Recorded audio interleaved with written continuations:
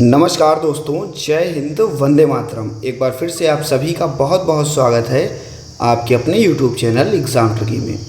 बात करेंगे inclusive education का, जो आपका सेकेंड ईयर का पेपर नंबर 10 है। सभी के लिए IDD, HI और VI का सभी का कॉमन पेपर है। इस पर हम लोग चर्चा करेंगे और यहाँ पर हम लोग यूनिट 5.1 की चर्चा करेंगे। इसके पहले आपकी 1 से 4 यूनिट तक जो वीडियोज़ थी वो अपलोड कर दी गई हैं।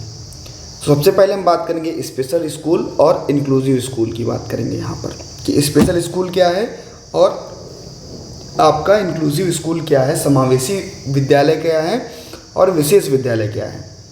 तो विशेष विद्यालय या विशेष स्कूल वे स्कूल हैं जहाँ पर विशेष शैक्षिक आवश्यकताओं वाले बच्चे के लिए डिज़ाइन किए जाते हों। यहाँ पर क्या होता है, जो भी विशेष बच्चे हैं, विशेष शैक्षिक आवश्यकताओं को विशेष शिक्षक के द्वारा, विशेष सहायक सामग्रियों के द्वारा, विशेष पाठ्यक्रम के द्वारा, विशेष कक्षाओं में उनको विशेष तरीके से पढ़ाया जाता है। उनकी जो भी उनको सुविधाएं दी जाएंगी, उनको उनकी आवश्यकताओं के अनुसार दी जाएंगी और भैया विशेष प्रकार की शिक्षण सामग्रियों का प्रयोग किया जाएगा, विशेष प्रकार के उपकरणों का प्रयोग किया जाएगा। वो आपका क्या कहलाता है, विशेष विद्यालय कहलाता है। तो जब भी हम विशेष विद्यालय की बात करते हैं तो कहते हैं भाई इसमें क्या होगा कि जो विशेष शिक्षक होगा, इसके अंतर्गत आपके फिजियोथेरेपिस्ट, आपका स्पीच थेरेपिस्ट, आपका ऑक्यूपेशनल थेरेपिस्ट, ये सभी परामर्श देते हैं जो विशेष शिक्षा को प्रशिक्षित करते हैं, विशेष ज़रूरतों को बच्चों की देखते हैं और भैया इन्हें जो भी सेवाएं हैं वो दी जाती हैं। यहाँ पर क्या होती है, छोटी कक्षाएं होती हैं स्पेशल स्कूल में। आप देखते होंगे कि एक क्लास में बहुत ज़्यादा 10 बच्चे होते हैं एक टीचर के लिए। छोटी कक्षाएं होती हैं और प्रत्येक बच्चे की प्रगति पर निगरानी की जाती है, प्रत्येक बच्चे को ध्यान में रखा जाता है। इसके लिए जो भी यहाँ पर आपको चीज़ें देखने को मिलती हैं, सभी को आपकी को करिकुलर एक्टिविटीज़ कराई जाती हैं और सभी बच्चे के लिए IP का भी निर्माण किया जाता है। इसके बाद में आपका समावेशी स्कूल क्या है, तो कहेंगे समावेशी स्कूल यानी कि सभी बच्चों को जो उनके उद्देश्य हैं उनको प्राप्त करने में सभी को क्या मिले, समान अवसर मिले। विशेष रूप से जो भी बच्चे हैं अपनी आवश्यकताओं को अगर बेहतर कर पा रहे हैं तो उनको बेहतर करने के लिए उनको क्या दिया जा सके, समान अवसर दिया जा सके, सभी को समान शिक्षा दी जा सके और भैया उनकी ज़रूरत के अनुसार उनको शिक्षा दी जा सके। लेकिन सभी को शिक्षा दी जाए। जब हम कहते हैं कि वे ऐसे स्कूल होंगे जहाँ पर अपने सामान्य बच्चों के साथ साथ विशेष बच्चे भी वहाँ पर पढ़ाई करेंगे और उनके भी उद्देश्य और उनको भी समानता का अवसर मिलेगा, इक्वल अपॉर्चुनिटी मिलेगी और फुल पार्टिसिपेशन मिलेगा। तो ये आपका क्या कहलाता है, समावेशी स्कूल कहलाता है। कहते हैं कि आपका इसमें समान अवसर मिलेगा, यानी कि सभी बच्चों को समान रूप से शिक्षा देने का अधिकार मिलेगा। समावेशी पाठ्यक्रम में सभी बच्चों को उनकी आवश्यकता को ध्यान में रख कर के भैया पाठ्यक्रम बनाया जाएगा और भैया समर्थन की सेवाएं भी मिलेंगी, यानी कि जो भी अतिरिक्त सेवाएं हैं जिससे कि बच्चा बेहतर रूप से सीख सके, ऐसी सेवाएं भी दी जाएंगी और भैया शिक्षक प्रशिक्षण का कार्यक्रम भी यहाँ पर लिया जाएगा।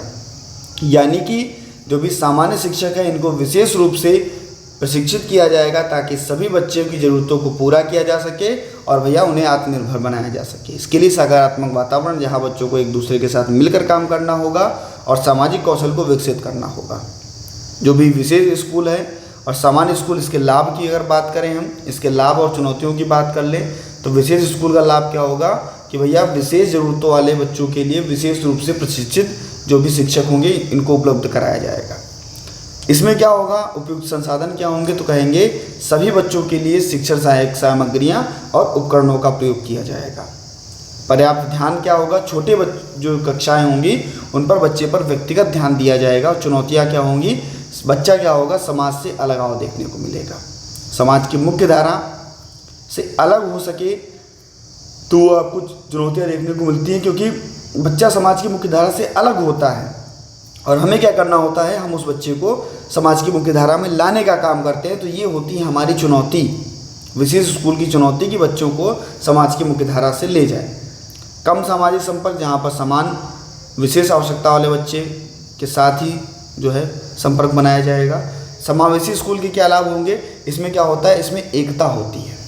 जब बच्चे एक साथ में रहेंगे, एक साथ प्रशिक्षित होंगे तो बच्चों में एकता आएगी। सामाजिक संपर्क जो है वो बच्चे का बेहतर होगा, यानी कि जो विशेष आवश्यकता वाले बच्चे हैं इनको समाज में बेहतर स्वीकार्यता मिल पाएगी।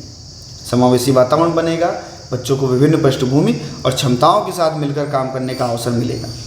इसमें जो चुनौतियाँ होंगी, कहेंगे भैया विशेष समर्थन की कमी, कभी कभी विशेष आवश्यकता वाले बच्चों को उचित समर्थन नहीं मिल पाता, उसकी कमी देखने को मिलती है। शिक्षकों का प्रशिक्षण, यानी कि सभी शिक्षकों को विशेष शिक्षा का पर्याप्त प्रशिक्षण नहीं मिल पाता, और भैया समायोजन में कठिनाई देखने को मिलती है। कुछ बच्चों के लिए सामान्य कक्षा में समायोजित होने में कठिनाई देखने को मिलती है। जो विशेष स्कूल हैं और समावेशी स्कूल दोनों को अपना महत्व यहाँ पर भूमिका देखने को मिलती है, जबकि हम कह सकते हैं कि समावेशी स्कूल समाज में समावेशिता और एकता को बढ़ाता है, वहीं विशेष स्कूल जो है विशेष बच्चे की व्यक्तिगत विशेषताओं को बेहतर करता है। तो ये चीज़ें आपको देखने को मिल जाती हैं यहाँ पर। इसके बाद में हम बात करते हैं आपका यूनिट 5.2 की। तो कहेंगे विशेष शिक्षक और सामान्य शिक्षक। विशेष शिक्षक क्या होगा और सामान्य शिक्षक क्या होगा, इस पर हम लोग बात करते हैं। तो सबसे पहले हम लोग स्पेशल एजुकेटर्स की बात करते हैं। तो कहते हैं भाई विशेष शिक्षक वे शिक्षक हैं जो शैक्षिक आवश्यकताओं को या शैक्षिक आवश्यकताओं वाले जो बच्चे हैं, अगर वो शिक्षा में पीछे हैं, उन्हें क्या देना है, हमें विशेष शिक्षा अवस्थाओं वाले बच्चों को हमें प्रशिक्षण देना है।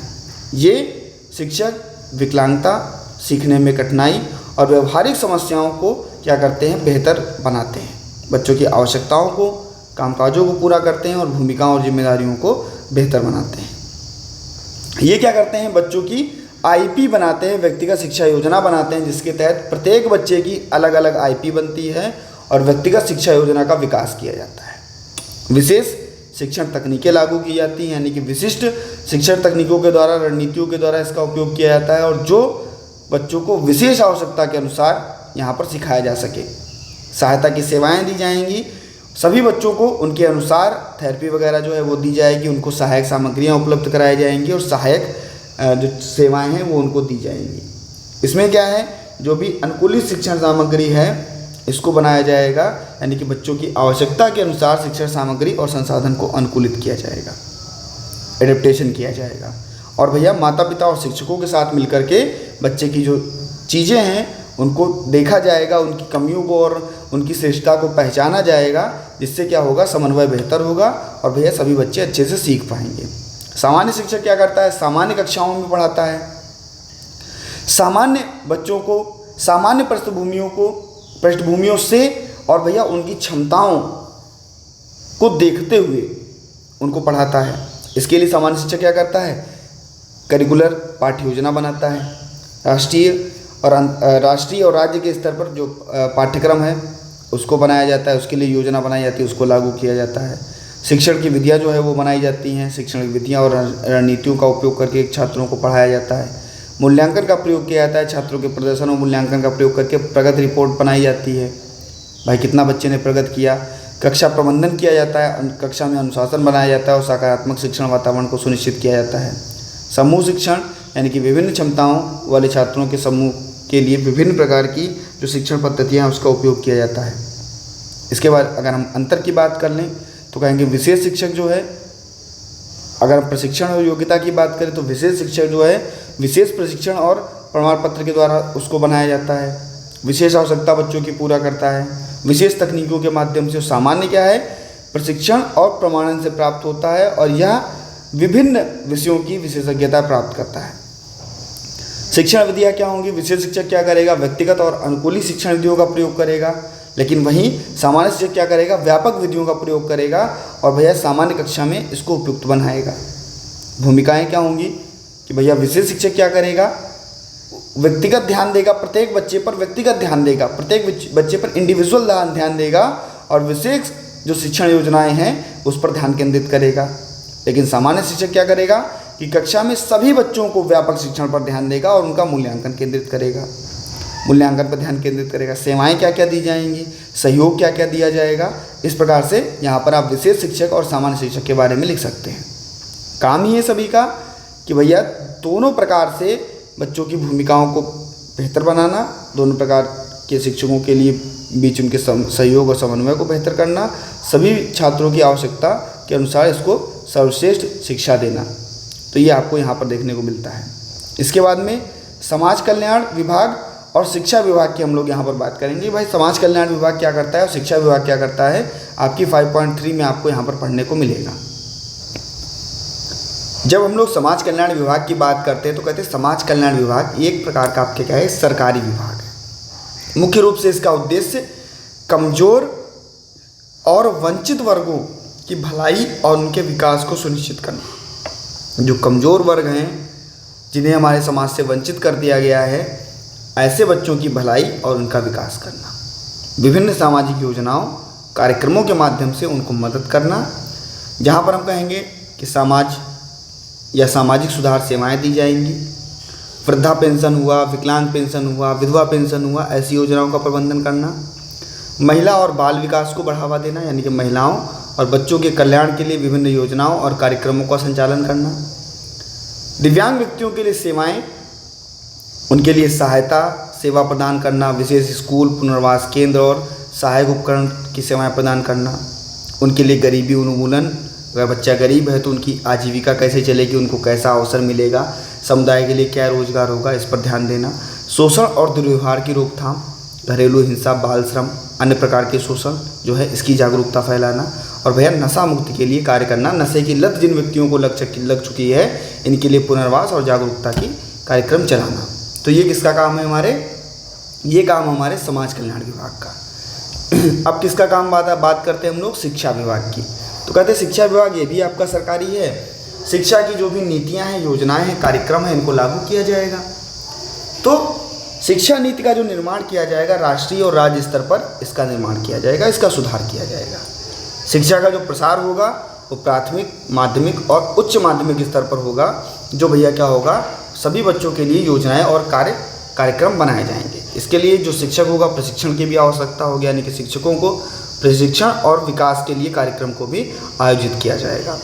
क्या किया जाएगा भैया, शिक्षण संस्थानों का प्रबंधन किया जाएगा। जो भी हमारे विद्यालय हैं ये कैसे चलाए जाएंगे, क्या चीज़ें रहेंगी, यानी कि सरकारी कॉलेज, विद्यालय और विश्वविद्यालयों का प्रबंधन किया जाएगा। शिक्षा में नवाचार, यानी कि शिक्षा के क्षेत्र में नई तकनीकें और शिक्षकों या शिक्षक विचारों का नवाचार, इसको बढ़ावा मिलेगा। शिक्षा का मूल्यांकन होगा, यानी कि परीक्षा प्रणाली, पाठ्यक्रम और जो इसकी गतिविधियां हैं उनका सुधार किया जाएगा। अगर हम इसके अंतर के बीच बात करें तो इसका उद्देश्य क्या होता है समाज कल्याण का, तो समाज कल्याण कमजोर और वंचित वर्गों की भलाई के लिए होता है। लेकिन शिक्षा विभाग आपका क्या होगा, शिक्षा की प्रचार और गुणवत्ता को बढ़ाने के लिए होता है।